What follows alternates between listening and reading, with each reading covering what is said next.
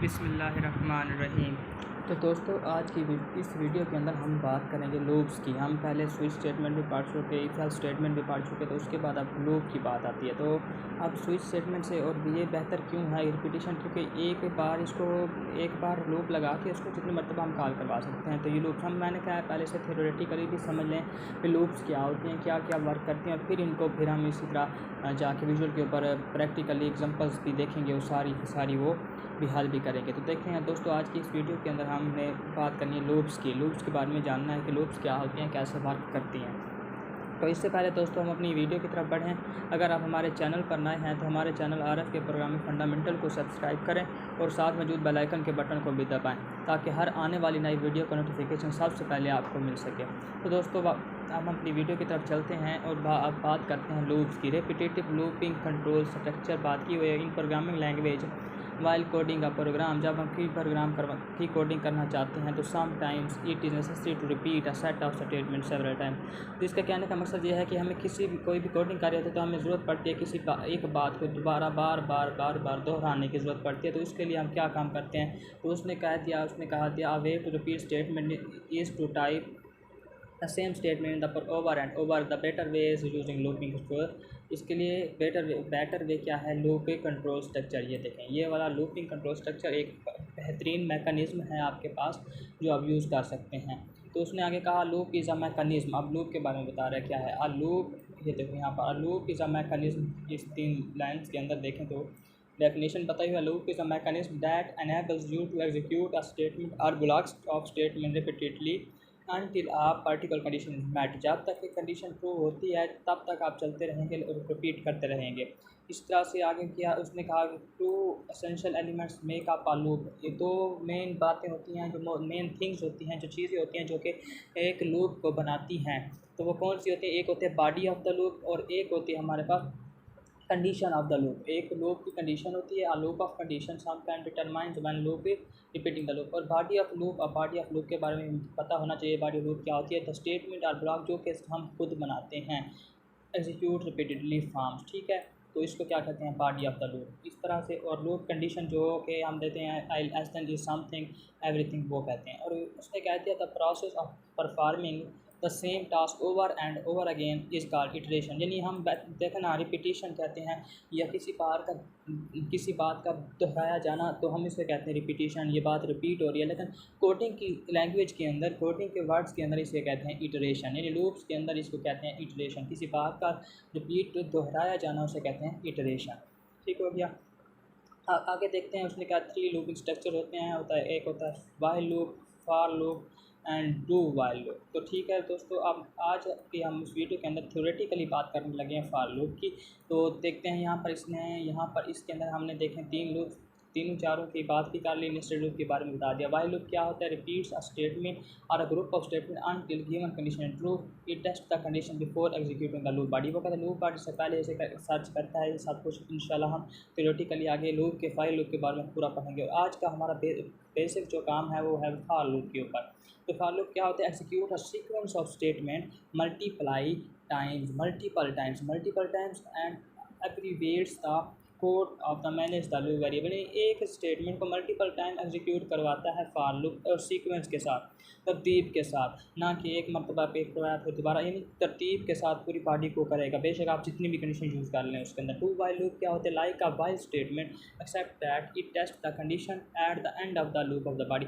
ये कंडीशन जो होती है बॉडी हम जो बनाते हैं उसके एंड पे, ये भी हमें थ्योरेटिकली भी इसको पूरी इसकी मैं स्लाइड्स बनाऊँगा और आपके लिए लेके आऊँगा वीडियोज़ के अंदर। इसी तरह जैसे इसकी स्लाइड बनाई हुई है तो हम उसको थ्योरेटिकली भी डिस्कस मुकम्मल तौर पे करेंगे और उसके बाद हम उसको परफॉर्म भी करेंगे, प्रैक्टिकल तौर पे परफॉर्म करेंगे। उससे रिलेटेड क्वेश्चन भी हम हल करेंगे, यानी सॉल्व करेंगे। तो इसके अंदर बात होती है नेस्टेड लूप। आपको हमने इफ़ पढ़ा, उसके अंदर नेस्टेड की बात की, यानी नेस्टेड उसके अंदर क्या था, एल्स था। अगर इसके फॉल्स हो गए तो एल्स में आ जाएगा। इसी तरह से हमने स्विच में पढ़ा, स्विच में भी नेस्टेड बात थी कि नेस्टेड वो क्या थी, वो थी बाई डिफ़ॉल्ट हम यूज़ करते हैं। तो इसी तरह लूप्स के अंदर भी नेस्टेड लूप्स होते हैं। एक लूप के अंदर दूसरी लूप का यूज़ करना उसे कहते हैं नेस्टेड। इसी तरह इफ़ के अंदर एक इफ़ का यूज़ करना नेस्टेड। ठीक हो गई, ये बात हमने पहले भी पढ़ चुके हैं। अब नेस्टेड लूप के बारे में तो जानते हैं। लूप्स के बारे में क्या होता है, जिन्हें फार लूप के अंदर एक और फार लूप यूज़ करना उसे कहते हैं नेस्टेड फार लूप। अगर वाइल लूप के अंदर एक और वाइल लूप यूज़ करेंगे उसे नेस्टेड वाइल लूप कहेंगे, और डू वाइल लूप के अंदर एक डू वाइल लूप यूज़ करेंगे तो उसे क्या कहते हैं, नेस्टेड डू वाइल लूप। ठीक हो गया। तो अब देखें, उसने कहा दो टाइप्स ऑफ रिपीटेशन स्ट्रक्चर या इटरेशन स्ट्रक्चर होते हैं, एक होता है प्री टेस्ट और एक होता है पोस्ट टेस्ट। ये दो बातें बहुत इंपॉर्टेंट हैं और इनको समझना लाजमी है। अगर इनकी समझ नहीं आई तो आप लूप्स के अंदर वर्क नहीं कर सकते और आपको नहीं समझ आएगी कि अब ये प्री टेस्ट है यानी प्री पहले हो रहा है, प्रो यानी पोस्ट में नहीं तो बाद में। तो यानी इसके बाद क्या होता है, loop condition appear at the beginning of ये बात याद रखिए, एट बिगनिंग क्या आता है, पहले। प्री में नहीं होता पहले। Determine the number of time iteration with in loop body process. ये बात ही के अंदर ही होगा। प्री टेस्ट में दो चीज़ें आती हैं और तो ये भी आ सकता है फार एंड वाइल लूप। ये बात आपसे कोई पूछ सकता है प्री टेस्ट लूप कौन से होते हैं, तो फार और वाइल लूप क्या होते हैं, बॉडी के अंदर ही उसकी कंडीशन को बताया जाता है। तो पोस्ट टेस्ट की बात करें तो loop condition appear eight the end of, देखो यहाँ पर एट द एंड ऑफ यानी बिफोर, बाद में। ठीक हो गया। तो लेकिन आफ्टर, इसके बाद आफ्टर होगा, लेकिन यहाँ पर देखें तो एट द बिगिनिंग यानी पहले आ जाएगा, बिफोर और यहाँ पर आफ्टर। ठीक हो गया। Determine number of time with part या प्रोसेस, ये तो सेम सी बात है। हाँ instruction process at least one, और इसके बाद while loop do while loop की बात है, एक टाइम तो एग्जीक्यूट होना ही होना है, बेशक आपकी कंडीशन फॉल्स ही क्यों ना हो जाए। तो मतलब ये बातें भी हैं और इसी तरह हम इन बातों को इंशाअल्लाह ताला डू वाइल लूप जब पढ़ेंगे तो उसके अंदर पूरी मुकम्मल तक बात करेंगे। अब आगे काउंटर कंट्रोल रिपीटेशन, और इसे हम काउंटर कंट्रोल लूप भी कहते हैं। A counter control is not as defined repetition loop. ऐसी काउंटर कंट्रोल और सेंटिनेंटल कंट्रोल लूप, आगे हम सेंटिनेंटल भी पढ़ेंगे। और ये आज काउंटर कंट्रोल लूप के बारे में पता है। काउंटर कंट्रोल लूप क्या होती है, वो लूप होती है जिसके बारे में हमें पहले से पता होता है कि ये कितनी देर तक चलनी है, यानी ये कितनी दफ़ा चलनी है, कितनी देर तक चलनी है। इसकी वजह क्या है, क्योंकि हमने खुद ही बना रखा होता है, हमने खुद ही बनाया होता है। एक लूप कितनी देर तक चलनी है उसका हमें खुद को ही पता होता है। तो इस वजह से काउंटर कंट्रोल लूप के अंदर हमें पता होता है कि ये लूप कितनी देर तक चलनी है। इसका basic difference counter control loop और सेंटिनेंटल कंट्रोल लूप के अंदर यही है कि काउंटर कंट्रोल लूप के अंदर हमें पता होता है कि ये लूप कितनी देर तक चलनी है, कितनी दफ़ा रिपीट होनी है, जैसे भी आप समझिए। तो सेंटिनेंटल के अंदर हमें इस बात का नहीं पता होता, वो कितनी देर तक चलेगी या कितनी दफ़ा रिपीट होगी। ठीक हो गया। Since the number of iteration is non before the loop begins, मतलब वही बात ऊपर वाले की कि हमें पता होता है कि कितनी देर तक ये चलनी है। Since the counter control loop is controlled by a counter value at each iteration, counter value will increase और decrease within a definite value and condition will be checked. Increase और डिक्रीज भी हो सकता है और value को भी check भी करना है। उसने डेफिनाइट वैल्यू जो हमने डेफिनेट वैल्यू दी हुई है उसको चेक करना है, कंडीशन को चेक करना है ना। ट्रू होगी तो फिर एग्जीक्यूट होगी, जब तक फॉल्स नहीं होता तब तक ये लूप चलती रहेगी। तो हमें उसका पता है कि कितनी देर तक चलेगी। तो यह so the number of loop execution becomes definite, तो मतलब हमें पता होता है कि नंबर ऑफ लूप कितनी देर तक चलनी है। बिकम डेफिनेट, हम जानते होते हैं कि इतनी दफ़ा ये लूप एग्जीक्यूट होगी। Any task involving definite iteration can be solve using a counter control loop. ठीक हो गया। ये डेफिनाइट जो बात हमें उसके लिए हम क्या यूज़ करते हैं, काउंटर कंट्रोल रिपीटेशन या काउंटर कंट्रोल लूप भी कहते हैं। तो काउंटर कंट्रोल रिपीट की रिक्वेस्ट क्या होता है, हमें पता होना चाहिए क्या क्या चीज़ें रिक्वायर होती हैं। पहली बात, नेम ऑफ कंट्रोल वेरिएबल, पहले हमें नाम देना होता है, फिर उसकी वैल्यू देनी होती है, इनिशियल वैल्यू। पहले क्या करना होता है, name of the control variable, हमें वेरिएबल का नाम देना होता है, फिर उसको वैल्यू भी देनी होती है, इनिशियलाइज करवा देना होता है, और उसके लूप के अंदर कंडीशन भी लगानी होती है। ये तीन बातें कौन कौन सी, पहले नाम देंगे वेरिएबल का आई, फिर उसे इक्वल टू 1 0 जो भी कहेंगे उसको वैल्यू दे देंगे, और फिर हम I is less than 10 I and जो भी हम कह सकते हैं। और लास्ट में और चौथी बात क्या होती है, इंक्रीमेंट या डिक्रीमेंट, आई प्लस प्लस या आई माइनस माइनस या जो भी आप करवाना चाहते हैं। इंक्रीमेंट, पोस्ट डिक्रीमेंट और प्री डिक्रीमेंट और प्री इंक्रीमेंट के बारे में बहुत ही तफसील के साथ बता चुका था। इंक्रीमेंट और डिक्रीमेंट में, यानी असाइनमेंट ऑपरेटर जब पढ़ा रहा था तो उनके अंदर मैं बता चुका था इंक्रीमेंट और डिक्रीमेंट ऑपरेटर्स के बारे में बता चुका हूँ ब्रीफली तौर पे कि पोस्ट प्री और में क्या फ़र्क होता है, कैसे होता है, सब कुछ हम वो पढ़ चुके हैं। अगर आप हमारी वीडियोज़ को फॉलो कर रहे हैं तो उस बच्चे को तो लाजमी ही पता होगा कि इंक्रीमेंट और डिक्रीमेंट में क्या डिफरेंस होता है।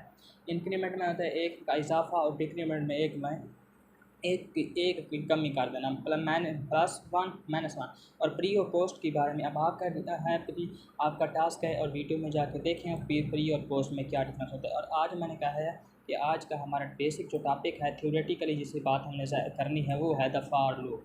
पहले फार लूप पढ़ेंगे, फिर इंशाल्लाह वाइल लूप को थ्योरेटिकली भी देखेंगे, प्रैक्टिकली भी देखेंगे, फिर इसी तरह से टू वाइल लूप को देखेंगे और नेस्टेड लूप्स को भी इंशाल्लाह देखेंगे। तो चलो भाई अब देखते हैं फार लूप क्या है। The for loop generally executes a statement और a block of statement a predetermined number of times. ये बात ध्यान में रखनी है, प्री डिटरमाइंड जिनके बारे में पता हो कितनी दफ़ा चलनी है, नंबर ऑफ टाइम्स, ठीक है, बाई द काउंटर। यानी काउंटर कंट्रोल लूप के अंदर फार एंड वाइल लूप, फार और वाइल लूप का हमें पता होता है भी ये कितनी देर तक ये लूप चलनी है, कितनी देर तक एग्जीक्यूट होनी है।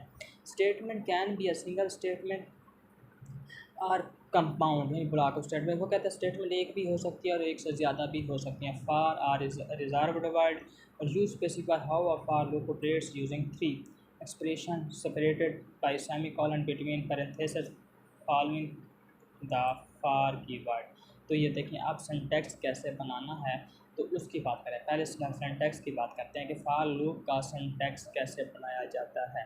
तो इस बात को अब गौर से देखो कैसे बनाते हैं। पहले एक इनिशियल स्टेटमेंट है, फार लगाई, फार लूप लगाई और दो पैरेंथेसिस का ये स्मॉल ब्रैकेट्स जिसे कहते हैं, और यानी हम कोडिंग के अंदर या प्रोग्रामिंग के अंदर इनको पैरेंथेसिस कहते हैं। हम उर्दू के अंदर इन्हें छोटी ब्रैकेट वी के नाम से भी जानते हैं, जो कि बेसिकली उर्दू मीडियम से हैं तो उनके लिए ये कि छोटी ब्रैकेट, इंग्लिश में हम इन्हें क्या कहते हैं स्मॉल ब्रैकेट्स, और इन्हें कोडिंग के वर्ड्स में या प्रोग्रामिंग के मीनिंग्स में हम पैरेंथेसिस कहते हैं। ठीक हो गया। अब इनिशियल स्टेटमेंट का मुराद क्या है।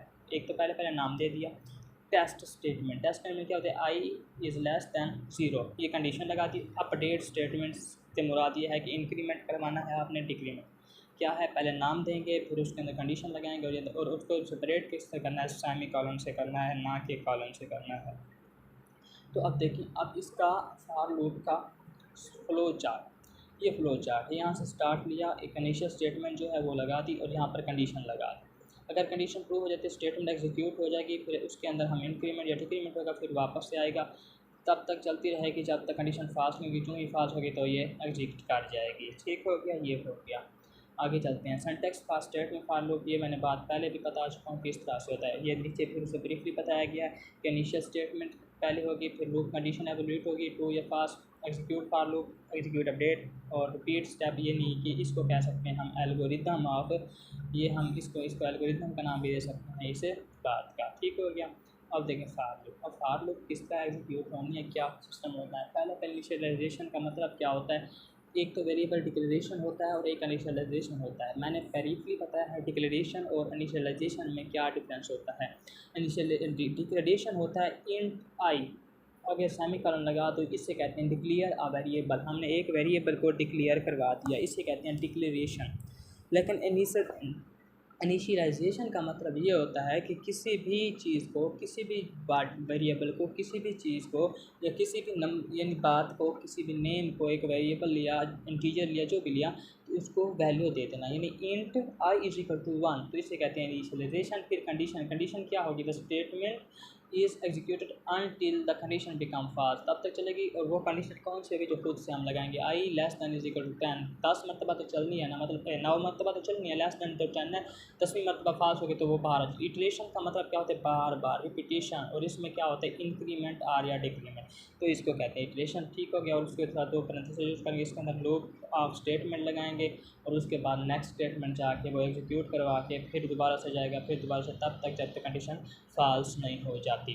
तो देखो अब आप इसके बदल ये फ्लो चार्ट देख सकते हैं। यहाँ पर एक कंडीशन लगाई, इनिशियलाइज लगाया int i is equal to 0, फिर यहाँ पर कंडीशन लगा दी जो कंडीशन है, फिर ये स्टेटमेंट हमने लगाई। बिजनिंग सी आउट खुजैर हसन शाह, वो हम करवाना चाह रहे हैं 10 मरतबा रिपीट से, उसे 10 मरतबा हम आउटपुट में शो करना चाहते हैं। यहाँ पर हम वही कंडीशन लूप स्टेटमेंट लिख देंगे खुजैर हसन शाह। तो एवोल्यूट इटरेशन यानी आई प्लस प्लस लिख के फिर ऊपर चले जाएंगे और नेक्स्ट स्टेटमेंट के अंदर लिख देंगे, ठीक है, एग्जिट का, यहाँ पर एग्जिट का ऑप्शन बना देंगे। ये हो गया इस तरह से।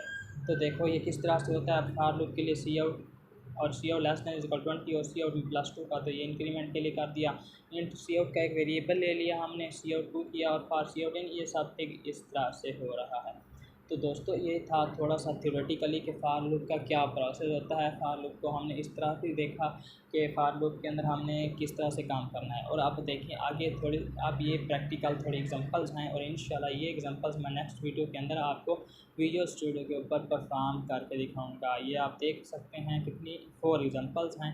ये 4 एग्जांपल्स मैं इंशाल्लाह ताला आपको नेक्स्ट वीडियो के अंदर विजुअल के ऊपर प्रैक्टिकली परफॉर्म करके दिखाऊंगा। तो दोस्तों आज की वीडियो के अंदर बस इतना ही था कि हम फ़ॉर लूप के बारे में थोड़ा सा थ्योरेटिकली जानना चाहते थे कि फ़ॉर लूप क्या होती है। तो हम इसके अंदर ये बात पढ़ी कि काउंटर कंट्रोल लूप होती है, यानी जिसके बारे में पता होता है कि कितनी देर तक ये रिपीट होनी है। और इसके अंदर ये बात भी हमने पढ़ी कि हमने खुद से बनाते हैं कंडीशन, उसकी जितनी देर चलनी है हमें पता होता है फ़ॉर लूप के अंदर। ठीक है, फ़ॉर लूप के अंदर पहले इनिशियलाइज़ करेंगे, फिर वेरिएबल को इनिशियलाइज़ करेंगे, फिर उसकी कंडीशन लगाएंगे और इंक्रीमेंट और डिक्रीमेंट कई करवा देंगे। तो ये इतना सा पढ़ा।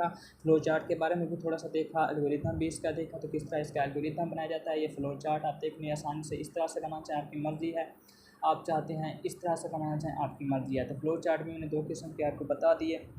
दोस्तों अगर आपको हमारी ये वीडियो पसंद आई है, अगर आपको ये अच्छी लगी है तो लाइक करें और शेयर भी करें। तो दोस्तों हमारे चैनल आरफ के प्रोग्रामिंग फंडामेंटल को सब्सक्राइब करें और लाइक भी करें। तो मिलते हैं नेक्स्ट वीडियो में। अल्लाह हाफ़िज़।